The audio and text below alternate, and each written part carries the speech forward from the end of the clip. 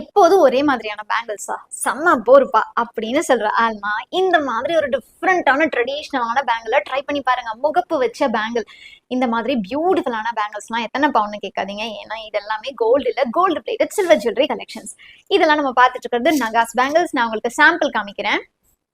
எக்கச்சக்கமா கொட்டி வச்சிருக்கிற கலெக்ஷன்ஸ்ல இருந்து என்னுடைய டாப் ஃபேவரட்ஸ் பார்த்துடலாமா? அழகழகான முத்து பேங்கிள்ஸ், எல்லோ ஃபினிஷ்ல, ஆன்டிக் ஃபினிஷ்ல, நவரத்னம், முத்து, பவழம், இந்த மாதிரி உங்களுக்கு ஸ்டோன் வச்ச பேங்கிள்ஸ். ரொம்ப அழகான ப்ளூ சஃபயர் பேங்கிள்ஸ் பாருங்க, ஆல் டைம் ஃபேவரட் காசு பேங்கிள்ஸ்.